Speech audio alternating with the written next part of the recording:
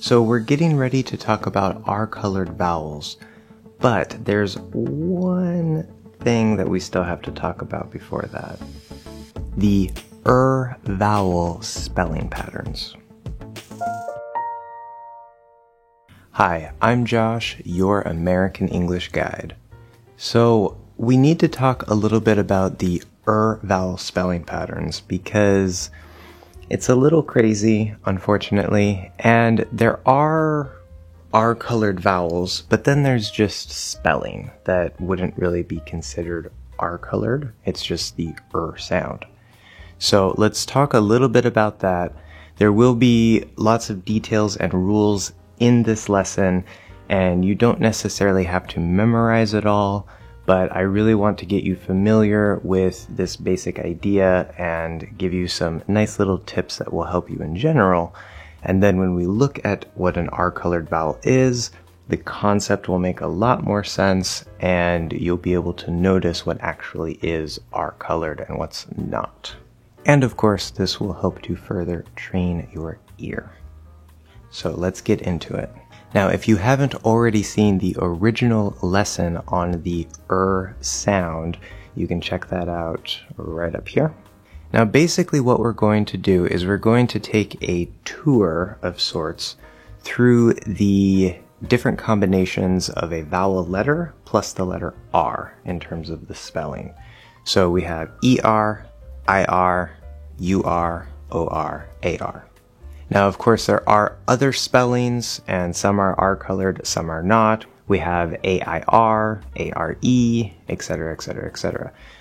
All of these involve the R sound in some way. First, let's start with the really easy and common spelling patterns of ER, IR, and UR.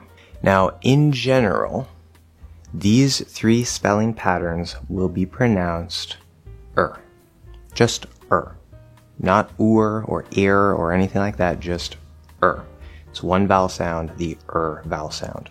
There are some exceptions, and there are some ways to tell if it's not actually the sound, but in general, these three spellings will represent just that sound.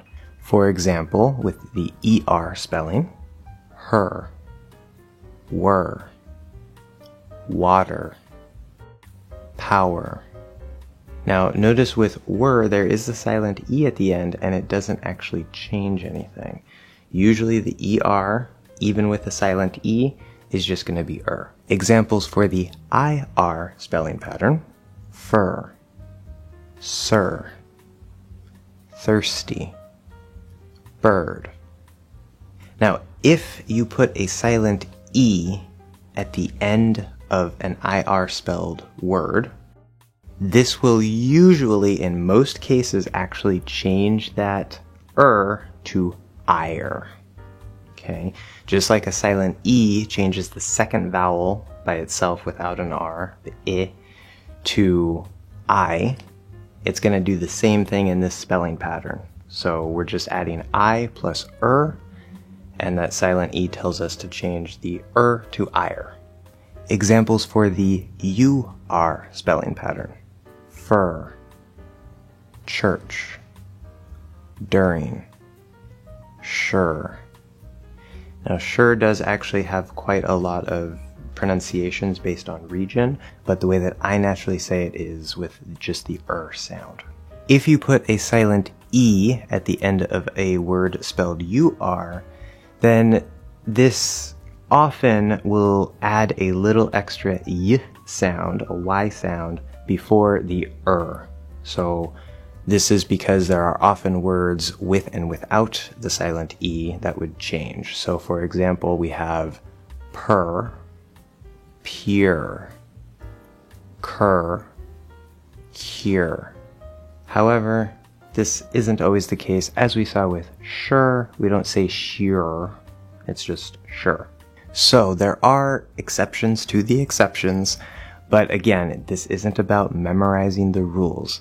Just focus on being able to hear what is actually there. That is always our goal. But these patterns will give you some general guidance just to help you get used to things.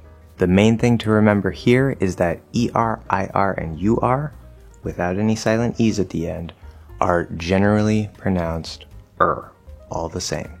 Let's talk now a little bit about the OR spelling pattern. Now, this one is very good and very bad. There's a little extra detail to it. So you would expect that this is pronounced or. It's like an O plus an right? Or. And that is true. You would be correct. Awesome. But, big but, there is a problem here. And that problem is that, in general, what will cover 98% of cases, there are some little exceptions here and there, but in general, if you see OR, if it is in a syllable that is stressed, it will be pronounced or. O plus or. And they sort of blend into one sound, into one syllable. This is an R-colored O. We'll talk a little more about that next time.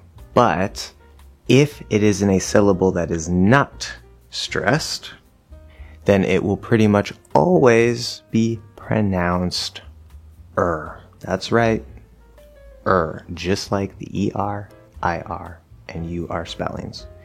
With those three spellings, the stress doesn't really matter. But with the OR spelling, if it's not stressed, it's usually pronounced If it is stressed, it's usually pronounced or. So the good news here is that 4 out of 5 vowel spellings that we've seen so far, ER, IR, UR, OR, are generally just pronounced the same. There are certain exceptions and certain rules of when they might change, but generally speaking, we have 4 combinations with one sound. Some examples of the OR spelling that is stressed and will be pronounced or: for, core, shore, more. Now notice in stressed syllables with the OR spelling, there is very often a silent E at the end. And this is probably to help make sure that we pronounce it as O plus instead of just Of course, there are other spellings and exceptions like the number 4 and the word door is D-O-O-R. But let's see some examples of the unstressed OR spelling pattern. Now, the full pronunciation that would be nice and clear would usually have an O sound. However, in actual speech, the word or, for example, is normally not stressed. So it is just pronounced this or that.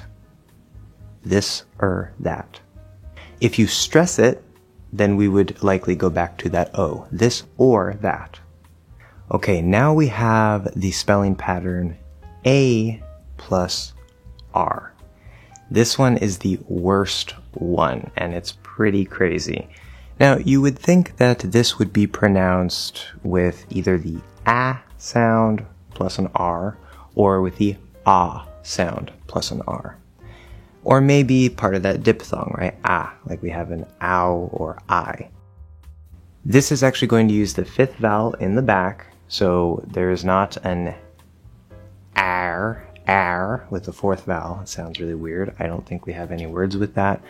And it's not going to be that diphthong sound. It's going to be in the back. Ah, okay, the 5th vowel. And you're going to go from ah up to one motion. R. This is actually an R-colored ah. Okay, 5th vowel R-colored. Again, we'll talk more about that next time. But some examples of this include R, far, car, sharp, smart. Now notice with R, A-R-E, the U-R, like to be, U-R, that has a silent E at the end and it doesn't change anything. However, just like the silent E will often change the IR spelling pattern to ire from the silent E in most cases with the AR spelling will actually create the diphthong A plus Just like we saw with the 4th vowel and a silent E, A often becomes A.